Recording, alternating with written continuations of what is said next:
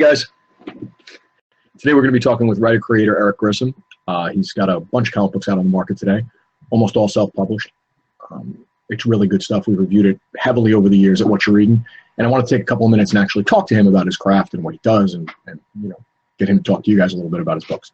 So hang tight with us, and I'll bring Eric in. And we're here today talking with writer-creator Eric Grissom. We're going to talk about some of his books. We're going to talk about the business. We're going to talk about comics. We're going to talk about anything he wants to talk about because what the hell, we're allowed, right? Eric, thanks for sitting in. I know you have lots to talk about, Eric, because you've been doing so much for so long. I got nothing. You got a guy who's got a whole box of nothing. What do you want? What do you want to talk about? Let's go all the way back to the beginning to Dead Horse Volume 1. Where did that come from? When did you start it? How long did it take? Like, give me a little background on it. That particular book started that was the first comic I ever did, so that's where we're starting there, I guess. That was 2009. I think that it was 2009. I emailed Phil. Phil's a friend of mine. Aside Phil Sloan, aside being the artist on Dead Horse, I had known him already. Like, for a very brief period of my life, for 3 years, I had a video game store in Red Bank, New Jersey. Fans of YouTube may have seen some of our commercials on there, as I know you have, Chuck. I found them, yeah. So Phil worked at a pizza place next door to my store, so we just would talk about comics or whatever. I had been writing a lot of screenplays and short stories and a lot of sketch comedy, too, so that I had been constantly writing that, but I never tackled doing a comic or a graphic novel or anything like that. But I had an idea for something I wanted to do. I very briefly, too, like for a couple of years, I had a web comic in like 1996, I want to say, that I drew and wrote. The early days. Yeah, but I'm not a very good artist at all, even though I like to draw, or I used to anyway. I just I couldn't do what I wanted to do with Dead Horse with me doing it. And I think we're all sort of, you're wearing a Dead Horse shirt, my friend. I'm talking to you and I'm looking and I'm like. Of course I am. Come on now. It's in the drawer. I put it on. Right, so I don't. Exactly. Why not? So anyway, basically I had the idea and I just kept like bothering Phil. I was like, come on. He was working on something else. He had this cool book that he should hopefully go back to called Keeper that he'd been working on, about a lighthouse keeper and everything else. So he was I never saw that book. What's that? I've never seen that book. I'm going to have to reach out to Phil and ask him what's going on. Shown it to anyone. So I just kept, talking to him, and eventually he was like, yeah, let's just do it. And that's what we did. It started out as a web comic that we updated. I don't even know if you remember this. 2 days a week. It was like Tuesdays and Thursdays. It was all black and white. And we got as far as the 3rd issue. Okay. And then we were, it just wasn't, it's not a web comic. Like, I was writing it not more as like sort of a big, in the beginning especially, as sort of one big story. And because it was the first thing I ever did, I didn't know what I was doing. So like looking back at like first issue, I cringe a lot with the choices I made and sort of figuring out like the best way to tell it. So this was your baby completely. You were writer, editor, publisher. Yeah, but Phil's drawing all the characters. So, I mean, it's my baby in the sense that I sent him a script, but then it became his baby. Good. You know what I mean? So, But anyway, we decided that it should be a comic. And then we went and we decided to pitch it. And then once we had the 3 issues, we started, trying to pitch it. And that was another thing that I'm awful at. I haven't gotten a lot better, to be honest with you, since 2010 when we started pitching it. But I sent it to anybody that had an open submission. I would just send the pitch. Like, publishers would never be interested in this thing anyway. I was like, whatever. I didn't hear shotgun approach. Shotgun approach. Right. I didn't hear from anyone except for Archaea, which at least they rejected me, which was like, this is great. I know that somebody read it. It's not like, did you get the email? Like that whole thing. So then I realized, okay, I'm not good at this. So I did another bit. Like I really sat down. I broke originally the story was going to be 12 chapters. Like the first thing, the first book that I'm going to do this really weird, hard to explain, epic 12. Who's not going to publish that? Who's not going to take a chance on this lunatic? So I retooled it and created a smaller 6-issue series, which is what I pitched to 215 Inc. They ended up picking it up. Excuse me. Well, now, when I picked it up at Asbury, was it already with 215? No, that was wasn't that Frankenstein's Daughter at that point? No, that wasn't Self. Well, it depends on what you went to the first. Yeah, the bowling alley. Yeah, the bowling alley. The book was not with 215 Inc. for very long. Okay. It was there for long. It was there for a year or less. But our first issue, and I should say we decided to color it. We found David Halverson, really gifted artist. Yeah, you've got a good team. You definitely have a good art team. Yeah, we'll get into him again when we get into the Planet Gigantic stuff. But so he colored it. Once we were with 215 Inc., we released the first issue at that Asbury that I think you're talking about. Mm-hmm. Yeah. I think it was the first Asbury. Yeah. That we had that book. So then we put out the 6 individual issues through them. And then at the end of that, it wasn't working for a couple of different reasons. And it just made more sense for me to put the book out. And then once we did the trade, like the collected book 1 Dead Birds issue, that came out through Frankenstein's Daughter, which is just me. You know what? Let's backpedal a little bit, because we're talking about the book and we're not given the synopsis of this very, very intense, intelligent book. Can you give me the log line and the short? I basically just said it's a man with nothing who finds the key to everything. And that's pretty much all you need to know. It's an adventure kind of mystery about this key that unlocks hopefully something to do with the mystery of the guy's disappearing father. So you have a guy who's sort of he's having a rough go, right? He's in the beginning, yeah, definitely falling apart. He's talking to bugs. It's not a good time for our hero, William Pike. His dad had gone off to build the city, this strange city where there shouldn't be a city, in this town, Dead Horse, Alaska. 40 years ago, he left. He never came back. Nobody knows really what happened to his dad. And then one day, our hero, former school teacher, again, bad shape, not doing well, talking to himself, spending a lot of time alone. Borderline shutting, yeah. Gets a letter from his dad, and inside is a key, and the key will explain everything. Once he gets a key, people start looking for it, trying to kill him for it. We get a lot of colorful, interesting characters. People have compared it sort of in tone to Chew, although story-wise, like I don't think it's quite there, but I think that's just because people don't know how to sort of describe it. Also, it has a very you've got a lot of nice, subtle pop culture references. It's got a good pace. It's a definite it's almost a TV show in that respect. And I put Chew in the same category that way. It's that kind of quick. It's dark. It's funny. Yeah. But it's also sad, so it's all those things. So that's basically it. So you got the first volume together as a trade, and you decide to shop that again now. Having some. No. Once we did I have not shopped it since. Coffee. Always coffee. Coffee this morning. I have not. No, it's self-published or published through Frankenstein's Order, which is me. Mm-hmm. But I have not pitched it again since. It left, since 215 Inc. when we took it back, or took the print rights back and all that stuff. Mm-hmm. So now you've been selling the individual issues online physically, correct? I mean, yeah, you can get all of the individual issues digitally through Comixology. Mm-hmm. That's super easy to do.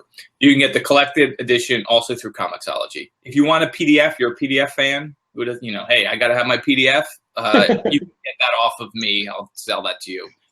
We'll have links to all that stuff in the show notes. I'll put links to everything you sell in the show notes. The print issues are very hard to come by. You usually have to find me at a show, and then I'll sell it to you. There's the first issue's out of print. It's probably never going to go back into print.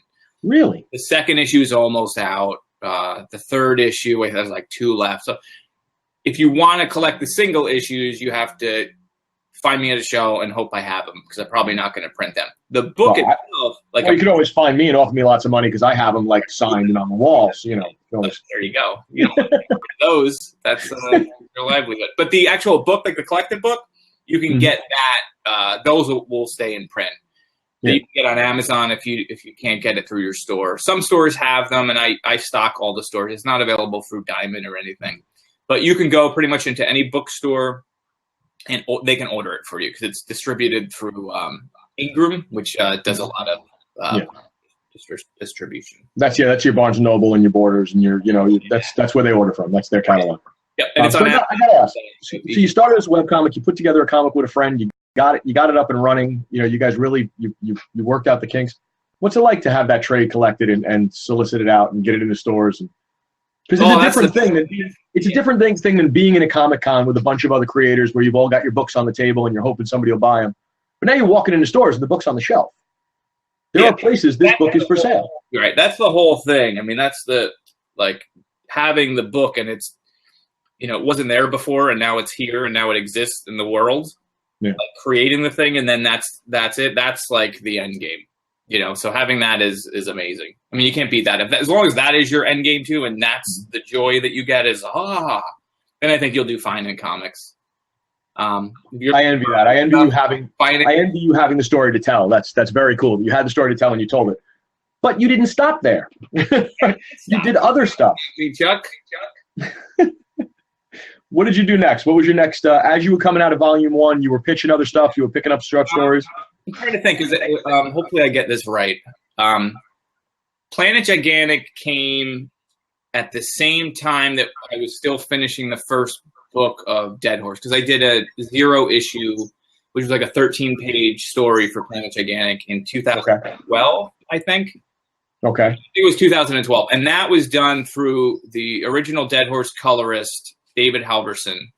As artist, yeah. He's an awesome artist and writer. So I was a fan of him already, and then when he became the Dead Horse colorist, we were just talking, as we do. We both wanted to work on something. So I had the idea for Planet Gigantic, which is this, all ages story about superpowered teenage astronauts that crash on a planet that's full of giant monsters and robots and all these sort of fun things. Good stuff. Yeah, and they have to sort of figure out how to live and how to get by. They have a mother caretaker who is taken off the board in the beginning of the book. Early. They have to survive without her. So it's a little bit like I never thought of it, but it's kind of like Blue Lagoon without all weird scenes, without the weird swimming scenes. Yeah, without the weird scenes. Yeah, but yeah, so that's basically the premise. I knew that I wanted to pitch that, and one of the I'm getting echo. Are you getting the echo? No, not on my end. I'm going to switch to headphones. Friends, okay. I'm going to switch to headphones just because I'm hearing myself now twice. Yeah, and that can be disturbing. Yeah, so you're not hearing me twice. Nope. No, you're fine. Can you hear me okay? Yep. Is that better? Do I sound better? You're fine. You look funny, but you sound fun. Thanks. Planet Gigantic, I took a different approach because I hate writing pitches. Like, that's always hard. And I had sort of a tendency to say, okay, the first 8 pages of the first issue is because you usually have to supply some kind of art with a pitch. So just like figuring out what things to include with Dead Horse and all that kind of stuff, I was like, I'm just going to create a short self-contained story that would illustrate the world, show the characters, show how I tell a story, how David tells that story, and do that. And that's what we did. So I created this self-contained thing that I could release on my own. Mm-hmm. This way, too, if the pitch doesn't get picked up, or if I don't have the money to make the project happen, I have a story. I could print the story, sell the story. If that's the only thing that the people ever get, that's okay, because it's not, it's not an ongoing thing that never finishes, because that's always very frustrating with stories. So we did that, and then for a while, I just sold that, and I sent it. I knew Action Lab from Princeless. I think I had seen something about Princeless, and they felt like a good, because one thing I should say, Planet Gigantic is an all ages book. You did say that at the top. Yeah. It's a hard it's kind of a hard thing to sell within the direct market. I think in bookstores and stuff, it's a much different story. Yeah. Okay. Yeah, like books like the Scholastic and Graphics and stuff like that, they seem to do much better there. Book fairs and stuff like that. But aside from that, within like comic book stores, all ages books are getting better, but it's still a hard. But they usually have a very small representative group in a specific section, and right. But so Action Lab felt like a good home for them because they were putting out really good all ages books, and they seemed to be the right people for it. So I had sent that book, I think, to Image, never heard from them, and to Action Lab. So I only pitched 2 places there. I heard from Action Lab, pretty quickly. So then David and I put out 4 issues of that, and you have to actually make all 4 issues before it gets solicited. So that's pretty much what we worked on throughout 2013, and then the book came out at the end of 2014, I think, through Action Lab. Yeah. There was like a crazy, annoying mix-up. It was last year Comic-Con. All 4 books came out like within 2 weeks of each other. Like, yeah, that's right. That's right. I remember that. It was supposed to be like October 15th, and the first issue didn't come out until October 26th or November 26th or something. And then like every week a new issue was coming out. People are like, "Where's your they came out? I missed it." So that was the Comic-Con snafu of 14, right? I have no books to sign. that was rough. But it's because it's distributed through Action Lab and it's going through Diamond, they have a deal where even though the book's already come out, if you're listening to this or watching this now or whatever and you want it, you can go to any comic shop and say, "Get me Plenish Organic number 3," and then Diamond should have it in stock and be able to ship it. And on a side note, Action Lab is a young company. They're only like 5 years old, but they're booking incredible numbers in the last 2 years. And you were very kind of lucky to wind up with them because they have a lot of homegrown stuff. They do a lot of stuff with their own guys. So the fact that you pitched that and got it in, it's not a bad thing. They're a good company to be associated with at this point. No, it was definitely a good home for. And they're nice guys. Book. They're not bad. As far as like the future of that book, though, David is no longer doing it. So I don't know. It may have anybody in mind? I don't have it. No, it's like a whole sort of a nightmare to figure that out because any book that I do, I share ownership with the artist.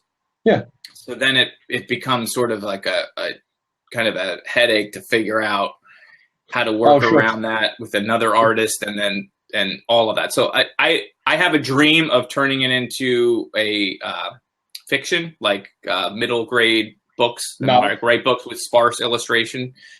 But we'll see. That's sort of for a future day, I suppose, because I have other stuff going on. And now during all this, back in that first Comic-Con, you met a couple of people that you started working with. You started working with Claire. Yeah, Claire Connolly. Asbury. That was where we all found Claire. Nobody had heard of her yet. She was selling Gaffer stapled comics. It's very crazy, like, with how small comics is, like, as far as the people, like, within a couple of years, you start realizing that everybody knows everybody. And it's like you move from one project to another. So like you're saying, like there was the Asbury Park Comic-Con where Phil and I tabled. And like right next to us were the Connolly sisters, Paige and Claire, who are both amazing artists. And I would recommend people check their stuff out. And obviously, if you're watching this, you know what you're reading and you're certainly pushing you've seen all some the of their stuff. Yeah. Right. You know that we're kind of talking about my bullpen right now. All the people that I put up at bat and say, read this. You should read this. Yeah. This is good. So whenever I table at a con, I try to buy something from someone around me, whoever's tabling around me. Although I shouldn't say this because sometimes I don't have money. Now I'm going to table next to someone and be like, the guy said that he would buy, But I bought a lot of their like mini comics and I loved Claire's stuff.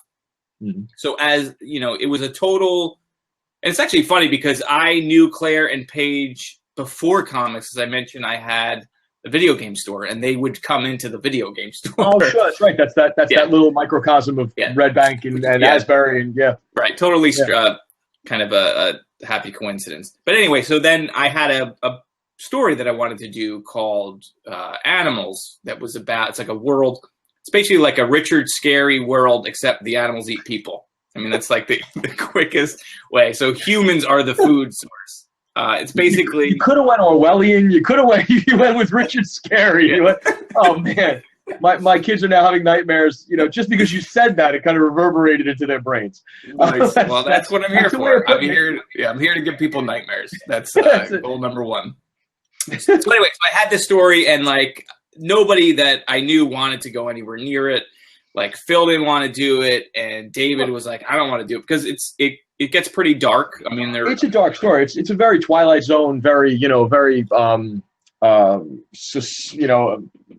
on society kind of story. I mean, it's definitely this is not one of your kids' comics. Yeah, this definitely isn't. And for me, I almost feel like it isn't though, because it's just about families and it's about people. Like to me, it's like one of the most human stories that I've done. But either way, so I had no artists lined up, and I really wanted to do it, so I just posted like on my webpage. It was like an 8-page or 9-page story. I explained the details if anybody's interested, and Claire contacted me and like freaked out because I loved her work. So it was like she was, and now I can't imagine anyone but Claire doing that story. Oh, those are her characters. The pigs, the chicken. Yeah. There's her character. I mean, I see it in my head when when you talk about it. Right, she was absolutely the right person for that story. So we did that. We did this short 9-page thing, and we released it on this website, Challenger Comics, which is owned and hosted by Ryan Ferrier. But I think it's still up. As far as I know, it's still up on that site. We really like working together, and so I was like, let's take it farther. And I had sort of the idea to turn it into 4 different self-contained one-shots that sort of are all connected or loosely connected around this slaughterhouse town. And that's what we've done. We've released 2 stories so far. One was chickens.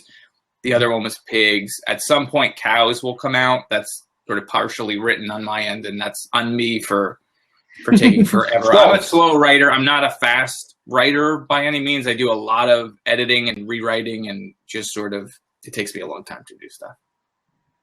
So that's pretty much... The books are solid. Well, no, that's not pretty much it. You had one that splashed pretty big recently, which was Gregory's Suicide, which came out of your back pocket. Yes, yeah. So then Gregory's Suicide was another one that came out like 2013. I think I wrote that. And Will Perkins, who I knew from 215 Inc., who with his brother Mike do a book called Beware. So I had met them through 215 Inc., and we'd always sort of wanted to work together. And we did on a short, like one thing I should mention with Planet Gigantic is I really wanted every story to have 2 stories, or every comic to have 2 stories in it. So you get you get like a 20-page main story that's episodic, and then a backstory that's self-contained that's going to build out the world. And it allowed me to work with other artists as well to build this out. And one of them was Will, so we worked on that together. How did Action Lab receive that idea when they heard about that? I think they were probably not happy when they realized I was using every possible page of the 28 pages, so there was no room for ads or anything. I was like, yeah, no, it's totally cool. And I don't know if I had told them that like in the thing, but I think maybe it got lost when they realized and I use every ounce of available space. If you buy an issue of Planet Gigantic, it's like the whole thing is packed with But stuff. It makes sense. I mean, didn't we grow up on that? Didn't we grow up on Marvel that had little stories? I mean, everything at some point had that. It was the way a comic book felt. It wasn't just that's how you were introduced to Doctor Strange. Was in the back, and so that was the what I was going for too. I was reading a lot of old Kirby Fantastic Four at the time, and I was reading old Doctor Strange and Strange Tales. So I wanted to create that. And plus, sometimes it takes a long time between issues. Mm-hmm. So at least you would have the ongoing thing. You're not like, what's going to you have another thing that's self-contained. Something else to chew on. Yeah. Yeah, exactly. And it's a great way to do world building without weighing down the main story with all this extra, business. I know I do that with Dead Horse too. Like Dead Horse has the main comic, but also in the back, there's some additional things. So if they mention a website or a news organization, the back of the issue, you may read an article from that, or you may see. I noticed that in Dead Horse, but I think you really kind of profiled it. You showcased it in Planet. Yeah. It took on a bigger role, the back matter. Yeah. Dead Horse, it feels very supplemental and kind of like, check this out. It's really cool. This is a little added thing. But the extra stories were amazing in that respect. Like any one of them could have been their own 22-pager. And that's what I think that's what worked about that book. I think that book will hang on a long time. How are you going to do that in trade with the back matter? Well, the way that Action Lab does their trades, which I don't love, but it's just there's a reason for it, and I think it's with cost and everything else, is when they're printing the single issues, the printer will hold them and then collect them all. So so if you buy the Planet Gigantic trade, you'll open it up and you'll see like the cover for the first issue, and you turn it and you see like the inside cover. So it's basically the first issues with the back pages and the UPC code and everything together. That's kind of cool though, because then you don't lose that thread. You don't lose that the back matter breaking up the story the way you had originally put it together. It's kind of nice. You'll get it exactly as it was originally done. But it meant I couldn't add things. I was like obsessed with maps. Like I love maps. Like especially when I was a kid, you would read a book and like the inside of the book is like a map of whatever word. Like that always was like. So if I ever do like a hardcover or Return to Planet Gigantic novel, maps, that would work really well in the prose. That would really work well in the prose to have that kind of stuff. If you did a young adult novel of Planet, you could really put a lot of that stuff in. Yeah, I think so. Could, that would be fun. But we jumped back from Gregory Suicide. So back over to Gregory Suicide. All right, so Perkins, 215 Inc., Gregory Suicide, a million years ago. So that one also was like I pulled the old switcheroo on Will on that one because it was like going to be an 8-page short story. So I was like, all right, here's the 8-page short story. And he was like, oh, cool. And then I was like, wait a minute. I think this could be a 22-page short stories one-shot. And that's all it was going to be. It was just going to be this one-shot. And it's hard to talk about Gregory Suicide without spoiling Gregory Suicide. I know. It was very hard to review. It was very hard to review. It's sort of it is a science fiction story about artificial intelligence and what it is to be human and all those kind of things. I don't want to spoil too much because it's 99 cents. I think you can take the risk. If you buy it, you hate it, I'll send you You're a comic fan. It's not a big risk. A buck back. But anyway, so then I thought this would be a great sort of thing. I could put it out. It's a one shot. I didn't think anybody would be interested in it. I just was like, who is going to want this story? So it sat on my desktop for a long time as I tried to get a colorist to color it. And I was paying someone to do it. And they were just very busy, and it was taking a long time, and it was just sitting there. And I started to see like other people's stories come out that were coming near to some of the stuff I did. And I was like, let's just put it out. So I convinced Will to grayscale it. So he grayscaled it, and then I colorized it and made it sort of this blue tint, and I used pink lettering, and the whole thing sort of worked for me. So we put it out. Was that your first lettering?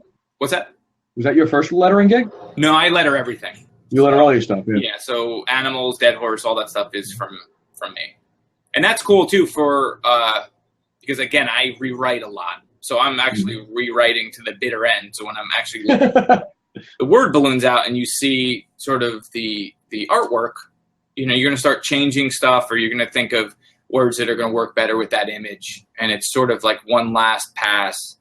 And I do a lot of, like, if you were to look at scripts from, like, Dead Horse or something, and then the final page, you may see, like, whole monologues or things changed because I'm rewriting it as I do it, which is probably a bad habit if you ever want to work for hire. Kill you. Yeah, if you had an editor, they would kill you. You'd be like, stop, man, it's over. It's done. The book's done. So, So anyway, we put out Gregory Suicide, and it did really well, and I was very surprised. I heard from a lot of people that I didn't expect to hear from that book. So now, I'm always sort of thinking ahead anyway. So I peppered that book with a story that I could make it go somewhere. It introduces some characters, and I knew, like, okay, if we ever return, this is what I'm going to do. So I'm now doing that. This is what I'm going to do, and I'm putting together a pitch. That's actually what I've been doing the last, like, 2 or 3 weeks. I hired an editor to work on it with me. Sebastian Gerner, and I'm working with him, and hopefully, I'm very happy with this. So if pictures are going to go out, if nobody's interested, I don't care. I like putting this things out myself. Like, I don't need someone to tell me I can make a comic. I'm just going to make the comic. So they get their chance now to get in, And if they blow it, then that's on them, not me. No, but that's a very important point to make. There are a lot of people out there now who are writing or who are drawing and who think that they need that company to pat them on the head and say, go make your comic. And that's at least from what I've seen in the past, almost 5 years of running What You're Reading, it's not the way to go. You're much better off making your comic, get your story and make it. Yeah. And put it out there and show it to people. Absolutely. I really like that more. Like in my experience with working with publishers and working by myself, I just really like to do it by myself. I'm probably just because I'm a pain in the ass and I like things. You're a writer, sir. You are a writer. Right, I like to just know where everything is and make sure that the people are getting paid that need to get paid. And I know where all the sales are. And I know I like that level of control. But also it's like, there's nothing stopping you from doing it. And I understand that it's super hard to make. There's like no money in comics. There's just no money. The audience isn't there to support this stuff without talking about sort of media rights and TV and film and all that kind of stuff. So I can understand why publishers have to do what they do, and they have to take pieces of your media rights, and they have to do all this stuff because they have to. It's a business. Yeah. But so taking that, removing the number of hands that reach into the pocket allows me to give more money to the artists. So like in that sense, it's also like a very positive thing. Plus, that's something, speaking to the business aspect, you pay your artists up front, right? You're not a back. No. So what I do is with just about all my projects, when dealing with, just like the artists, so like Phil and I, for instance, on Dead Horse, we both own the property equally. Then we establish a page rate. So Phil will get X amount per page, and then I'll get X amount per page for writing and lettering. My rate is much lower than his rate because it takes a lot longer to draw, a book. Then I'll usually front all of the costs for everything, which is, printing or bringing on other people to color or whatever the issue is. So that kind of stuff would fall on me. Then with anything that comes over, like all of the back end stuff, 100% of that will go to Phil until he gets his page rate met, at which point then I would get my page rate met. And then at that point we would split it. So you're a publisher. Yeah, you're acting as the publisher. You pay your people as the money comes in, and you just go from there. Yeah, and plus we're both owners of the property. So I'm not someone that you're not going to see a book by me that's drawn by someone else. It's going to say created by Eric Grissom. We're both creating it. I'm not doing the character designs. Like the character designs are half the book. That's a good point. We're both co-owners of a company, and the company's product is, Dead Horse, and we both have roles. And Phil will always get more money just because his page rate's going to be higher. Yeah. But as far as like for me to front the money up front, that would be more of like a work for hire thing. And then I'm hiring an illustrator to do it, and then I would own the book. Yeah, you would own outright, and then you do what you want with it. Everybody's different. I mean, whatever relationship you have with your artist or your partner, that's between you. Just don't be a dick. Like that's the main thing. Be fair. No, you're absolutely right. That is, be fair. Right. So just because this works for me, it doesn't mean it's going to work for someone else. And you may have an artist that can't work for, and it's not working for free because they own the thing, but they need an upfront payment. Then that's the relationship that you have to have if you want to work with that artist. Otherwise, find someone else that's willing to do this stuff without getting paid until they're going to get in the back end, because the back end is very small. Like I'm also straight up with anybody that's working with me that you're probably never going to make your page rate that we're agreeing on, but you'll get whatever the book makes. You'll get all of it, and at least you'll get something. I won't get anything, but I'll lose enough money that we can keep going. And that's where you end up with books that are done and are real versus doing one issue and then you never do a second issue because you can't possibly support it. Yeah. Right. But that's exactly what you started this whole conversation with. That's the point of the game. That's the end game, to get the book made, to have the book in your hand and say, this is the book we made. That's pretty cool. I've enjoyed watching, the books that you've been putting out, and I've enjoyed reading them. And it's interesting that you are exactly the same guy you were standing in Asbury half a dozen years ago. Like you're just doing it. You know what I mean? You're getting it done, and that's cool. And you have found some really cool people to work with. I like that weird microcosm because I knew 215 Inc. before I knew you. Mm-hmm. I met you and Claire at the same time. I didn't know who you guys were. I didn't know, whose work was what. David, I'd heard, I heard of all you guys, but watching you all interact and watching the product that comes out of it all is really interesting. That's one of the reasons why I wanted to have you in here today, because it's funny. I don't think even the people who read reviews, they don't get the stuff you were just talking about. Stuff like, you find an artist, you make a deal. That doesn't, then you got to get the book done. Right. Then maybe the money comes in, then you start to try to sell the book. People don't see it. They don't see the process. And it's a cool process, but man, thank God for your day job, it wouldn't be. Yeah, and I think that's true for just about anyone, professionals and people just breaking in. It's again, there's very little money. When you think about like a page rate, like I just saw something posted about a page rate, like inked pages around $100 or something was the median price. Yeah. It's going to take somebody a day to turn around a page and to pencil and ink it. Nobody can live on, like if everybody got paid the page rate, it comes nowhere near what they should be paid.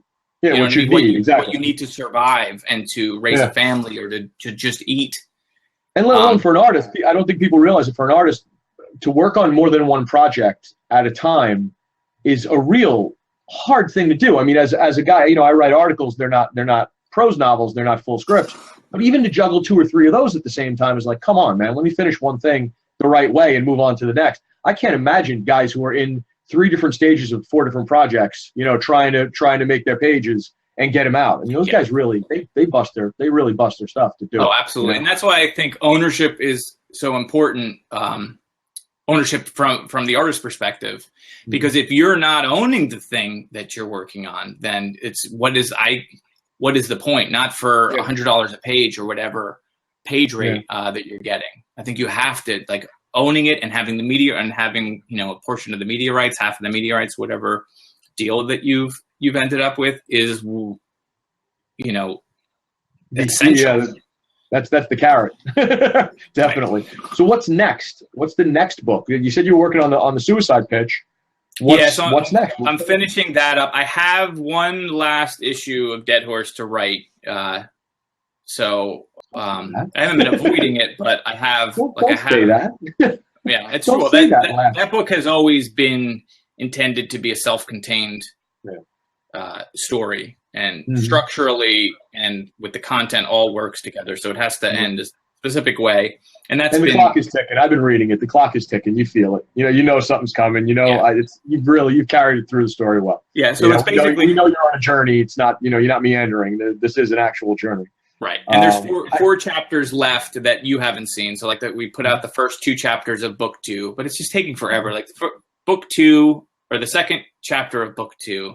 Came out in March of this year. So the 3rd chapter still hasn't come out. While it's inked and ready, it still needs to be colored. So it's going to be a long time. So I've talked with Phil, and I think the best approach is probably for him to just keep doing the artwork until it's all done.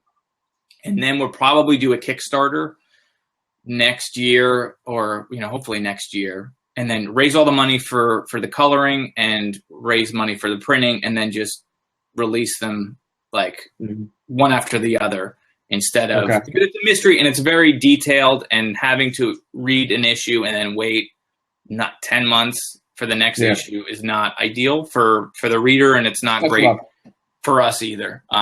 So that's sort of the plan, and then we can do the individual issues digitally. And then you can get the collected version and we'll print it, and then maybe even do like a nice hardcover of the whole thing. So that's sort of the plan on Dead Horse. So it's still going, but it's going to be probably at least a year before you get another issue, if not longer. Not fair, man. Not fair to the readers, but we get it. It's like, as we just talked about, it takes a long time to do the artwork.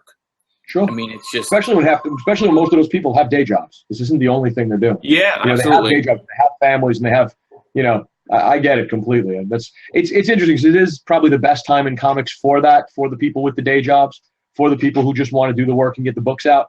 But it's still really rough. It's just not the impossible task it was when we were kids. 30 years ago, when I thought about making a comic, at the age of 10, I couldn't do what you did. Wouldn't have happened. It just wouldn't have happened. It would have been a mimeograph stapled gaffer's tape thing that I sold at my school fair. It never would have went any further than that. Yeah, all the tools are there. I mean, the Comixology Submit has been great for getting your book out there digitally. It gives creators like easy access to a huge, pretty big audience. I mean, we were talking before about sort of the business side of things, and the books that I put out myself, like I've been able to write checks to people, and that's a large part of that is coming from Comixology and from digital sales, as well as the print sales through Amazon and places like that. So that the tools are there, like you're saying, like if you have the idea and you can put it out there, like there's nothing stopping you. The financial side is the crushing, depressing side. That, the book's never going to make its money back. Most of the people, most of the people on the book. That's music. That's small film. That's independent film. That's It's any creative. Monetizing. Creative. Act in these days. I mean, that's something you can just Google that and you'll just see lots of tears. Digital tears of people figuring out because nobody has the answer. I mean, there's a really cool documentary called, I think it's called Press, Play, Pause. Do you know what I'm talking about? I've heard of it, yeah. Yeah, it's all about that. It's all about trying to figure out what to do. And one of the notes brought up is maybe, no one says that you're supposed to make things and get paid for them. Mm-hmm. Like, that's not a given. If you look through history, there's points of time where people are able to do that, and there's points of time where you can't. And we're just having to enter a time when you just can't. That you have to get some other job, and you can't. There's no It's just Hopefully that's not the case, and things will change. That's that whole. I see that change happening, sort of in the what is it called, Patreon. That website where people can pledge money to you monthly to join in your endeavors. It's brilliant. I mean, and I get the idea. I don't subscribe to anyone because I don't have the money to lay out every month on the idea that you may come out with something. That to me is called a pull list. It's hard. And I do it in a comic shop. That's about it. And you bring up a good point too, like with music. I know people in bands and stuff, and it's impossible, especially with streaming services and everything else, what they're getting paid per play. Sure. And a lot of people will say, "Oh, well, then you just go out and tour." But if you know anybody touring, you maybe will make enough to pay for the gas in your hotel, but you're not getting ahead and you're not making any money. You're just barely the Blues Brothers wasn't far off. The Blues Brothers really wasn't far off with the, you drank 47 beers and you broke 57 glasses. I was a roadie for bands for a long time. And I was always amazed at how the rock star, what? I was going to say, because exactly. I was always amazed at the rock star, how big the rock star is until they sit down at the table at the end of the night and try to count out what actually everybody's making. And you're like, hey, here's your $75, man. Have a good night. We'll see you at the next gig. It's like, really? No, it's interesting. People don't, until they do it, they really don't get it. And I think that's probably the best thing to come out of all this is the fact that now you can have a wife, kids, house, job, and still do those creative things because the tools are there. Even just finding people to work with is so much easier than it would have been 10 years ago, not even 20 or 30 years ago. Or communicating with those people now. They email you pages. You're not waiting for you're not waiting for a package in the mail, hoping that the mailman doesn't lose it. You're going to get everything emailed and then followed up, and you get a pouch of could have done that 10, 15 years ago. That's really cool. I think that's why, right. Just the ability to we see so much mediocre stuff to a large extent, but I think you need to see all that mediocre stuff to find the good stuff. Like if we didn't have this influx of stuff coming through Comixology Submit, we wouldn't find the good books, which is kind of cool. I'd rather have 1 million books to look at and find 5 good ones than those 5 good ones never get made. Sure. Yeah. And I understand you have another creative endeavor that you could touch on really quickly because I know you'll kill me for bringing it up. But you have a podcast as well. The old Doctor Who show. Yeah, I'm a huge Doctor Who fan. Nerd. So, no, it's nerd. Yeah, it's not fan. It's nerd. My friend Dan Johnson and I have it's just classic Doctor Who. That's all we do is we basically watch a story every 3 weeks. We talk about it. I mean, it's nothing groundbreaking here on the old Doctor Who show. No, it's fun and it's funny, and you guys have some interesting angles on it. And I wish it was video because the two of you crack each other up, and I'm sure that would be fun to watch. But we may do that at some point. I do a lot of editing, so I can. That's the other control freak. Because this is what you do exactly. I'm like, you rewrite Dan's words too now. I sound like an idiot. I'm just going to cut that part out and make Dan look stupid. Yeah, but believe me, that's going to happen with this later. That's going to happen with this platform later. When I look at this in Movie Maker, I'm going to be like, oh my God. Yeah, we can build ourselves into better people if we just cut and paste. So yeah, if you like Doctor Who and you're looking for a podcast, then go to theolddoctorwhoshow.com and click on subscribe. Yeah, I follow it on Stitcher. It works really well. I like that platform too. Stitcher's working out really well. Unfortunately, I can't comment and stuff on Stitcher. Like it's kind of limited that way. You just get what you get on your phone kind of thing. But I like it's working. I can get them. They tell me when there's a new one, so I get to listen to it. Yeah, I mean, we applied now. I was going to say we applied one more thing on that. We just applied to Google Play or something. I guess Google's going to have podcasts, so we just submitted. And you should do that for this one too. I mean, I guess they're open for taking submissions. I don't know when it launches officially, but we should be on that too. Yeah, right now this one's up on my YouTube channel and embedded in an article on what you're reading because I'm still a writer. I think that way. I have to write a little bubble around it, explaining what it was that I did here, and then hope people watch it and like load up the show notes on YouTube because I can't stand that. I watch a lot of podcasts now. I watch a lot of crack video podcasts. Listen to their podcast online and your stuff. And one thing I loved coming out of the Screensavers era, which we talked about earlier before we were recording, is that they always gave you every link. If they referenced something, they gave it to you. It was on the website. It was in the show notes. You could find it. And there's nothing more frustrating than when you're watching something and somebody explains something really well to you and then doesn't give you any way to find it. Doesn't follow up on it. So yeah, that's my big. I don't edit as much as I do like listen intently and type link addresses out for YouTube. I'm like, we have to get to that. I have to make sure I can find it. Because I think that's the point. That's the point of doing reviews. That's the point of doing interviews. It's to show people this is where you can get the stuff. And speaking of the stuff, right now we already mentioned you have Dead Horse Volume 1 is out there. We can get almost every platform, which I'll link out to that. We have Planet Jughead, which is out there. We can get that through Action Lab. We can also get that digitally. Yeah, that's like on Comixology, Amazon, and local comic stores. All right. And now Gregory Suicide is out all over the place as well. Yeah, the one shot for that is out only through Comixology. So there's no print. Although Will did a small print run. I haven't seen the book. But if you can find Will's house. With the Atari cover? Yes, we did the Atari cover. So the original cover that's on Comixology was something that Will did, and then Phil Sloan colored. Again, we're all a bunch of connected people in this group. Come on, who else are you gonna ask? Yeah, come on. So I hired Will. I hired Phil to color the front of that, and then I repurposed that artwork to create like a Atari 2600 design, and that all feeds into the story. Some of the elements of the story. That got some response on Twitter. Like people were really people were loving it. Yeah, it was really got a lot of conversations going. That also, and of course, I was gonna say that happens to be the cover of The Pitch too. So.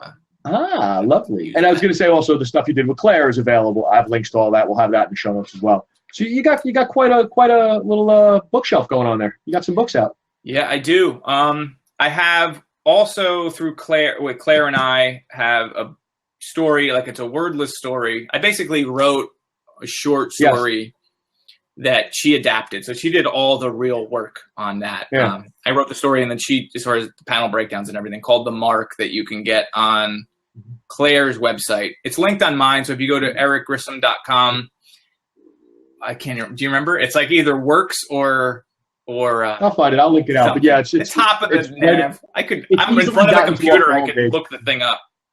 But I was gonna show you something here while I have you. So yeah, you can go there and read. And we have another story too coming out, like a horror story that Claire and I did. or I Cool. wrote, and she's going to adapt. So hopefully that's coming out soon. But see, this is I love that comic. That's great. Pitch. That really, it took off too. That's the one thing I have to work out in this platform. You can see. I have to work out how to use images in this platform. I maybe have to set up a third camera so I can do that. You know what I mean? So we could just show stuff like you're just showing. Oh yeah, how does that work? I have so much stuff. There's a way to do it. I gotta mess around with Blab a little more. Yeah. But I wanted to thank you for sitting down and talking with us for all this time. You gave us a nice hour solid of just talking about you, which I know you love to do. I hate it, man. I don't like to do a lot of interviews, but I'll always do an interview with you, Chuck. Thanks, man. Thanks. And I hope we get to sit and have a beer soon. It's been a while. All right? Yeah. Are you doing any upcoming shows next year? New Jersey Comic Expo? Yeah. You going to Comic Expo in Jersey? Nothing. No? I'm done. Like the last show I did was Baltimore Comic Con, which was great and I liked it a lot. But then I'm done. I'm not doing anything until East Coast Comic Con in April or March. Yeah. Are you doing that? That's the one in Secaucus. That's Secaucus? Yeah, I think so. That's the metal ranch, right? Yeah, I'm reaching out to them. I actually want to try putting a booth in because, I did a booth in, Comic Con this year and it worked out well. I got a lot of good feedback on it. So I'm going to see if I can do this kind of thing like what we're doing right now, but in a Comic Con setting where we can talk and, hang out and sell books and talk to people. I'd like to do that. But again, I appreciate you sitting down with us. I will link out to every book Eric has done that I can find. I'll find that thing you wrote in 7th grade and we'll make somebody sell it to you. Oh, God, be attacked by my terrible high school poetry. Will just come alive. And just We've all got it, pal. Yeah. We've all got it.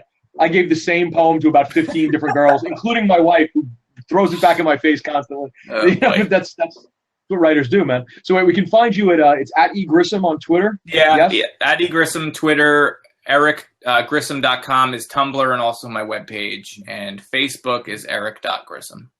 I'm easy to find. Thank you again. Just Google me so much. Thank you, man. I appreciate it. I'll send you links when it goes live. What? I said I appreciate being your first comic interviewee.